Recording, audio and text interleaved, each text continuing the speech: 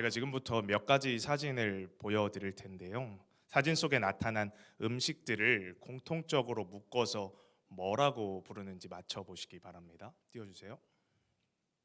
네, 계속 하나씩 넘겨주세요. 총 4장 사진이 있는데요. 네, 이 음식을 공통적으로 묶어서 혹시 뭐라고 하는지 아시겠습니까? 네, 맞습니다. 에피타이저라고 말을 하죠.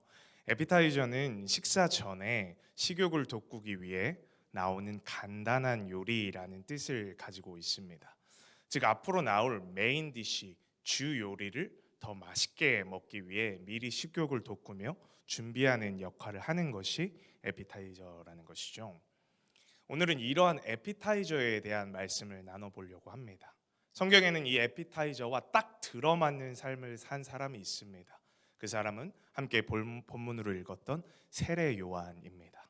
세례 요한은 에피타이저로서 메인 디시이신 예수님을 철저하게 준비했던 사람이었습니다.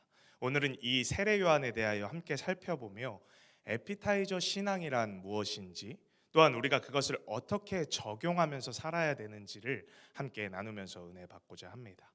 본문 말씀 19에서 20절 말씀을 다시 한번 보도록 하겠습니다. 제가 읽겠습니다. 유대인들이 예루살렘에서 제사장들과 레위인들을 요한에게 보내어 네가 누구냐 물을 때에 요한의 증언이 이러하니라. 요한이 드러내어 말하고 숨기지 아니하니 드러내어 하는 말이 나는 그리스도가 아니라 한데. 많은 사람들에게 세례를 베푸는 요한을 보고 유대인들은 제사장들과 레위인들을 요한에게 보내어서 그가 누군지를 알기를 원합니다. 요한을 찾아온 제사장들은 요한에게 너가 누구냐고 질문하고 요한은 나는 그리스도가 아니다라고 대답을 합니다. 그런데 뭔가 좀 이상합니다. 요한이 동문서답을 하는 것처럼 보이기 때문이죠. 너가 누구냐라고 물어봤는데 나는 누구가 아니다라고 대답을 하다니요. 하지만 이러한 그의 대답은 오히려 그의 확고한 정체성을 보여주고 있습니다. 제사장들은 분명 요한에게 너가 그리스도가 맞느냐라고 먼저 질문하지 않았습니다. 그 대신 너가 누구냐라고 질문을 했죠. 보통 이러한 질문에는 당연히 나의 이름은 요한이고 이러이러한 일을 하는 사람이다라고 대답하는 게 정상적인 반응일 것입니다. 그러나 세례 요한은 나는 누구누구이다라는 대답 대신에 나는 그리스도가 아니다라고 대답하고 있다는 거죠. 이러한 요한의 모습은 그가 뼛속까지 철저하게 에피타이저 신앙을 가지고 있었음을 말해주고 있는 것입니다. 세례 요한은 사실 애초에 이미 그들이 자신을 찾아온 이유에 대하여 잘 알고 있었습니다. 그들이 자신을 찾아온 목적은 자신이 그리스도가 맞는지 아닌지 그것을 확인하기 위해 왔다는 것이죠. 즉 요한 너가 우리가 그렇게 기다리고 기다리던 메시아 즉 메인 디시가 맞는지 알아보기 위해 왔다는 것입니다. 그 사실을 잘 알고 있던 요한이었기에 동문서답처럼 들릴지 몰라도 아주 확고하게 대답하고 있다는 것이죠. 나는 너희들이 생각하는 메인 디시 즉 그리스도가 아니야. 나는 메인 디시를 준비하는 에피타이저일 뿐이야 라고 분명하게 선을 긋고 말하고 있다는 것입니다. 특별히 우리는 그가 이러한 대답을 하는 과정에서 가졌던 그의 태도에 주목할 필요가 있습니다.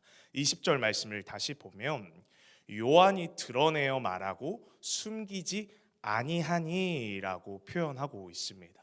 성경에서 표현하고 있는 이러한 요한의 태도에는 자신을 향해 제사장들과 레위인들이 가지고 있던 그 기대를 통해서 자신이 명예를 얻고자 하는 마음이 조금도 없었다라는 사실을 알 수 있습니다. 이게 무슨 말이냐면 요한을 찾아온 제사장과 레위인들은 이미 세례를 막 베풀고 많은 사람들이 따르던 요한을 굉장히 뛰어난 인물로 이미 간주하고 찾아왔다는 것입니다.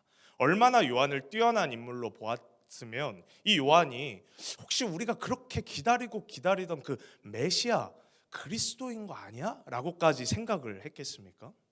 지금도 그렇지만 당시의 유대인들이 메시아를 기다리고 갈망했던 그 마음은 우리가 상상했던 것 그 이상이었습니다.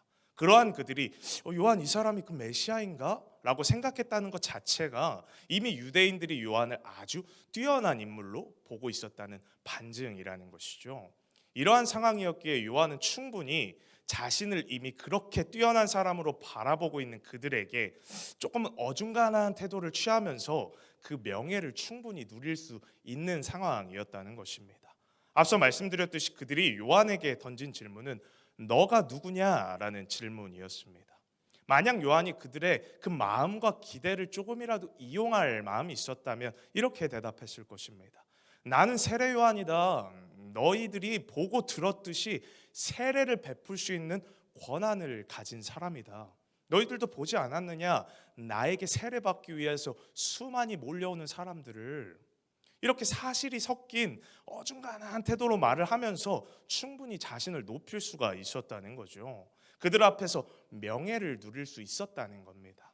그러나 그는 그렇게 하지 않았습니다. 왜냐하면 요한은 자신이 조금이라도 어중간한 태도를 취하면서 자신이 명예를 누리게 된다면 예수님께서 온전히 누려야 할 그 명예를 자신이 가지게 된다는 것을 누구보다 잘 알았기 때문입니다. 그렇기 때문에 그는 어중간하지 않은 분명한 태도, 즉 숨기지 아니하고 드러내어 말하고 있는 것입니다. 나는 너희들이 기대하고 갈망하는 그 그리스도가 절대 아니야. 그러니까 조금도 나를 높이거나 명예롭게 볼 생각 아예 하지를 마라 라고 처음부터 동문서답을 하면서 강조를 하고 있다는 것입니다. 이렇게 요한은 철저하게 에피타이저 신앙을 가지고 살던 사람이었습니다. 제가 설교 서두에 에피타이저의 뜻이 무엇이라고 했습니까? 식사 전에 식욕을 돋구기 위해 나오는 간단한 요리라고 말씀드렸습니다. 에피타이저는 그 음식 자체로 식욕을 채우고 그 음식 자체로 배를 부르게 하는 것이 아닙니다. 자신 다음으로 나올 메인 디쉬를 더 맛있게 먹게 하기 위해 식욕을 돋구는 역할을 하는 것이 에피타이저라는 것이죠.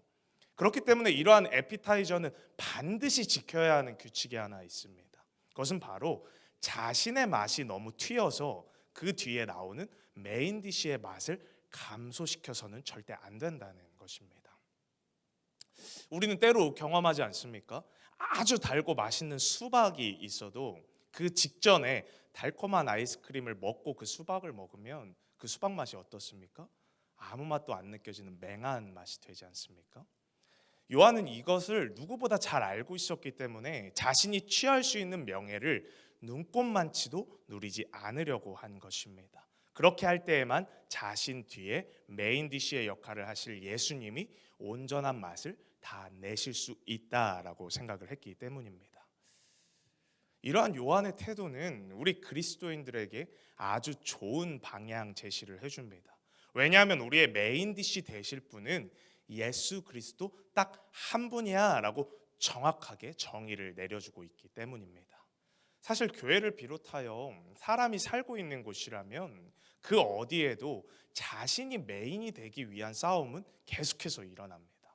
그 누구도 자신이 에피타이저의 삶을 살겠다라고 나서는 사람은 아마 없을 겁니다. 꽤 오래전에 있었던 한 연기대상에서 있었던 사건입니다. 다들 아시다시피 연기대상에는 수많은 상들이 있는데 그 상들 중 최고의 상은 나무주연상, 여우주연상입니다.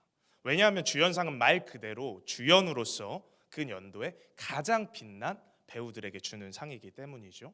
그렇게 수많은 배우들이 자신의 커리어에서 가장 값진 순간으로 이러한 나무, 여우주연상을 탔을 때를 꼽고는 합니다. 그런데 그 해에 열렸던 이 연기대상에서는 여우주연상이 특별하게 한 명이 아닌 두 명에게 돌아가게 되었습니다. 바로 여기서 문제가 발생을 했죠. 보통 연기대상이나 영화제에서 특별하게 공동수상을 하는 경우에는 클로징 멘트를 하는 사람, 즉 마무리 소감을 하는 사람이 더 주인공이라는 인식이 있습니다. 그렇기에 두 여배우는 서로 먼저 하라고 막 기싸움을 하는 게 방송으로 다 나왔죠. 먼저 하세요. 먼저 하세요 하면서 두 배우가 먼저 안 하려고 한 거죠. 자기가 주인공이 되기 위해서. 근데 두 여배우 중 한 명이 다른 여배우보다 훨씬 선배였기 때문에 어쩔 수 없이 후배인 여배우가 먼저 수상 소감을 말하게 됩니다. 그리고 선배 여배우가 이어서 수상 소감을 하고 순서를 마치려고 하는데 갑자기 후배 여배우가 자신이 아까 하지 못한 말이 미쳐 있다면서 자신이 클로징 멘트를 다시 하는 겁니다. 근데 그것을 보고 선배 여배우도 자신도 하지 못한 말이 있다면서 또 자신도 얘기를 하는 겁니다. 그런데 정말 충격적인 것은 여기서 후배 여배우가 또 다시 한번 못한 말이 있다고 한 번 더 얘기해서 끝끝내 자신이 클로징 마무리 멘트를 했다는 것입니다. 이것이 믿기지 않겠지만 실제로 있었던 사건입니다. 이 사건으로 인해서 후배 여배우는 당시 굉장히 많은 비판을 받았었습니다. 저는 이 사건을 보며 이미 그들은 여우주연상이라는 메인 디시가 되었음에도 그 메인 디시에서조차 아주 조금이라도 더 메인이 되려고 발버둥치는 모습을 보게 되었습니다. 이 정도까지는 우리는 아닐지 몰라도 이렇게까지 메인이 되고 싶다는 감정은 우리 모두가 가진 인간 내면의 본성인 것은 분명합니다. 그리고 그 본성을 뒷받침해 줄 만한 능력까지 있는 사람이라면 더욱 그 본성을 따라 자신을 메인으로 올려 세우려고 하겠죠. 저는 오늘 말씀을 준비하고 또 본문을 깊게 묵상을 하면서 세례 요한이 선택했던 이 에피타이저 신앙이 얼마나 대단한 것인지 새삼 느끼게 되었습니다. 왜냐하면 세례 요한은 에피타이저로 살기에는 그 능력이 너무 출중했던 사람이기 때문입니다. 본문 25에서 26절을 다시 한번 보겠습니다. 제가 읽겠습니다. 또 물어 이르되 내가 만일 그리스도도 아니요 엘리야도 아니요 그 선지자도 아닐진데 어찌하여 세례를 베푸느냐. 요한이 대답하되 나는 물로 세례를 베풀거니와 너희 가운데 너희가 알지 못하는 한 사람이 있었으니. 요한은 물로 세례를 베풀었습니다. 그런데 그가 물로 베풀었던 세례가 아무런 효능이 없는 세례였습니까? 절대 아닙니다. 세례요한의 세례 역시 하나님께서 분명하게 인정한 세례였다는 것입니다. 단적인 예가 무엇입니까? 예수님께서 공생애를 시작하실 때 누구한테 세례를 받으러 가셨습니까? 요한에게 세례를 받으러 가셨다는 것입니다. 그리고 세례 요한에게 세례를 받고 나서 어떤 일이 바로 생겼습니까? 마태복음 3장 16, 17절입니다. 예수께서 세례를 받으시고 곧 물에서 나오실 새 하늘이 열리고 하나님의 성령이 비둘기같이 내려 자기 위에 임하심을 보시더니 하늘로부터 소리가 있어 말씀하시되 이는 내 사랑하는 아들이요 내 기뻐하는 자라 하시니라. 아멘. 예수님께서 세례 요한에게 세례를 받고 물에서 올라오시자 하늘이 열리고 하나님의 성령이 비둘기같이 내리시고 하나님의 음성이 들렸습니다. 이는 분명히 물로 베푸는 세례 요한의 이 세례도 하나님께서 인정하시는 엄청난 권세가 있었다는 것을 말해주고 있는 것입니다. 이러한 엄청난 능력을 가지고 있는 세례 요한이었기에 그가 어떻게 이렇게까지 철저하게 메인이 아닌 에피타이저로서의 삶을 선택할 수 있었을까라는 것이 제가 말씀을 준비하면서 의문이 들었습니다. 그런데 감사하게도 그러한 의문에 대한 해답 역시 오늘 본문 안에서 세례 요한이 분명하게 제시해주고 있습니다. 세례 요한은 자신이 그렇게 살 수 있었던 이유에 대해 본문의 두 부분에서 설명해주고 있는데요. 첫 번째는 23절의 말씀입니다. 이르되 나는 선지자 이사야의 말과 같이 주의 길을 곧게 하라고 광야에서 외치는 자의 소리로라 하니라. 그가 에피타이저 신앙으로 살 수 있었던 첫 번째 이유는 바로 자신의 정체성을 분명히 알고 있었기 때문입니다. 자신은 이사야 선지자로부터 예언된 주의 길을 곧게 하라고 세워진 사람이라는 것을 요한 자신이 분명하게 인지하고 있었다는 것입니다. 애초부터 요한에게는 능력이 얼마만큼 있던 없던 그것이 중요한 게 아니었다라는 것입니다. 원래부터 나 요한은 주의 길을 예비하러 온 사람이기 때문에 메인 디시가 원래부터 아니야 라는 분명한 정체성을 가지고 있었다는 것입니다. 그리고 이어 그가 에피타이저 신앙으로 살 수 있었던 두 번째 이유가 26, 27절에 나와 있습니다. 요한이 대답하되 나는 물로 세례를 베풀거니와 너희 가운데 너희가 알지 못하는 한 사람이 섰으니 곧 내 뒤에 오시는 그이라. 나는 그의 신발끈을 풀기도 감당하지 못하겠노라 하더라. 앞서 이야기한 대로 요한은 애초에 자신이 주의 길을 예비하는 사람이라는 정체성을 분명히 갖고 있다고 했습니다. 그러나 자신이 가진 능력이 너무 뛰어나다 보면 그 정체성이 흐려질 수도 있지 않겠습니까? 그런데 요한은 그 능력조차도 자신보다 예수님이 압도적이라는 것을 인식하고 인정하는 사람이었다는 것입니다. 내 뒤에 오시는 예수님은 내가 신발끈 풀기도 감당 못할 만큼의 엄청난 능력을 지니신 분이야 라는 생각을 가지고 살았던 게 세례 요한이라는 것입니다. 즉 요한은 자신의 능력이 매우 뛰어나게 느껴져서 내가 누군가의 에피타이저를 하기엔 너무 아까운 거 아니야? 라고 생각할 수 있는 그 일말의 생각의 틈조차도 자신에게 허용하고 있지 않았다라는 것입니다. 이러한 세례 요한이 보여준 철저한 에피타이저로서의 신앙 그리고 그에 따른 태도는 우리 그리스도인들에게 너무나 큰 귀감이 되고 또 그리스도인으로서 나아가야 할 방향에 대해 분명하게 제시해주는 표지판이 되어주고 있습니다. 저는 오늘 말씀을 통해 에피타이저 신앙이 무엇인지 세례 요한 본문을 가지고 살펴보았습니다. 그리고 오늘 말씀을 정리하면서 설교 서두에 말씀드린 것대로 이 에피타이저 신앙을 우리 삶에 적용을 해보고자 합니다. 앞서 말씀드린 대로 세례 요한이 에피타이저 신앙으로 살 수 있었던 이유는 크게 두 가지라고 하였습니다. 혹시 기억나시나요? 제가 기억 안 나실까 봐 자막으로 써놨습니다. 네, 첫 번째 한번 보여주세요. 첫 번째는 우리 다 같이 한번 읽어보겠습니다. 시작. 자신은 주의 길을 예비하는 자라는 분명한 정체성을 가졌다는 것. 두 번째는 예수님이 자신보다 압도적으로 능력이 뛰어나신 분임을 인정하였다는 것입니다. 저는 이 두 가지 모두 우리에게 적용될 수 있다고 생각을 합니다. 먼저 첫 번째를 적용하면 세례 요한이 예수님의 길을 예비하는 자로서 살았던 것처럼 우리 역시도 예수님을 예비하는 사람으로서 살아가야 한다는 것입니다. 다만 차이점이 하나 있어요. 세례 요한은 처음으로 이 땅에 오신 초림 예수님을 예비하는 사람이었다는 것이고 현대를 살고 있는 우리 그리스도인들은 다시 이 땅에 오실 재림 예수님을 예비하는 사람들이라는 것입니다. 또한 세례 요한은 자신의 정체성을 이사야의 예언에 두고 광야에서 말씀을 선포하였다면 우리는 우리의 정체성을 성경 말씀에 두고 이 땅에서 복음을 선포해야 한다는 것입니다. 성경에서는 예수님께서 반드시 재림하실 거라고 말씀하고 계십니다. 고린도전서 15장 23절을 보면 그러나 각각 자기 차례대로 되리니 먼저는 첫 열매인 그리스도요 다음에는 그가 강림하실 때에 그리스도에게 속한 자요. 데살로니가전서 2장 19절 우리의 소망이나 기쁨이나 자랑의 면류관이 무엇이냐 그가 강림하실 때에 우리 주 예수 앞에 너희가 아니냐. 제가 확실하게 말씀드릴 수 있는 것은 예수님은 반드시 이 땅에 다시 오신다는 사실입니다.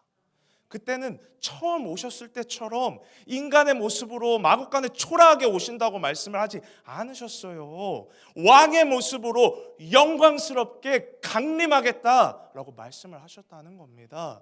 우리는 그러한 예수님의 길을 예비하는 사람들이라는 거예요. 즉 이 시대의 세례 요한이 바로 우리들이라는 것입니다. 그러나 우리는 사실 세례 요한보다도 더 강력하게 복음을 전할 사명이 있습니다. 왜냐하면 우리가 예비하고 전하는 예수님은 재림 예수님, 즉 왕으로 오실 예수님이기 때문입니다. 이렇게 왕으로 오실 우리 예수님, 만물의 주인이신 예수님을 우리는 예비하고 준비해야 한다는 것입니다. 그분은 어떤 분이십니까? 모든 능력과 모든 권세를 다 가지신 분이 다시 오실 재림의 예수님이라는 것입니다. 데살로니가후서 1장 7에서 8절을 보면 주 예수께서 자기의 능력의 천사들과 함께 하늘로부터 불꽃 가운데에 나타나실 때에 하나님을 모르는 자들과 우리 주 예수의 복음에 복종하지 않는 자들에게 형벌을 내리시리니 하늘로부터 불꽃 가운데 나타나실 예수님은 복음을 믿지 않는 자들에게 형벌을 내리시고 심판하실 수 있는 능력과 권세를 지니신 분이십니다. 이러한 압도적인 능력과 권세를 지닌 분으로 예수님을 인정하며 사는 것이 바로 에피타이저 신앙으로 살기 위해 우리가 세례 요한의 모습을 적용해야 하는 두 번째 모습이라는 것입니다. 예수님께서는 결코 이 세상에서 우리의 희노애락 정도를 주관하시는 분이 아니에요. 우리의 영을 살리기도 하시고 또 그 영을 심판하시기도 하시는, 영을 다루시는 우리와는 차원이 다른 존재라는 것입니다. 그런데 어찌 이 세상에서 가짜는 나의 능력 가지고 예수님 앞에 교만할 수가 있냐는 것입니다. 그것을 오늘 세례 요한은 너무나 잘 알고 있었기 때문에 내가 물을 주는 세례, 이 땅에서 너희가 볼 때 조금 권세가 있어 보이는 이 물로 주는 세례는 내 뒤에 오실 예수님이 성령과 불로써 주는 세례와 비교도 될 수 없다. 너희가 맞을 분은 그러한 분이야. 내가 아니라 그러한 능력을 가지신 예수 그리스도야 라고 선포했다는 것입니다. 우리 역시 세례 요한의 모습을 닮아 예수님의 능력과 권세를 인정하고 그분께서는 나보다 모든 면에서 위대하심을 선포하며 그분이 이 땅에 다시 강림하시는 그 날까지 겸손함과 거룩함으로 주를 예비하며 살아가야 한다는 것입니다. 믿으십니까? 그렇게 오늘 저는 여러분들과 함께 이 기도 제목을 두고 간절히 기도하기를 소망합니다. 하나님, 이 시간 주님께 간구합니다. 세례 요한이 자신은 예수님을 예비하는 자라는 확고한 정체성과 그분의 능력에 자신은 발끝에도 미치지 못한다는 겸손함을 통해 철저하게 에피타이저 신앙의 삶을 살았던 것처럼 나도 그러한 삶을 살게 하여 주시옵소서. 내가 메인이 되는 삶이 아닌 철저하게 예수님만이 메인이 되는 삶으로 살게 하여 주시옵소서. 그러므로 인하여서 우리에게 반드시 다시 오겠다고 약속하신 그 재림의 예수님을 기다리고 예비하며 철저하게 에피타이저 신앙의 삶을 살아가는 이 시대의 세례 요한이 되게 하여 주시옵소서. 우리 이 기도 제목을 가지고 함께 오늘 간절히 기도하도록 하겠습니다. 우리 찬양 후에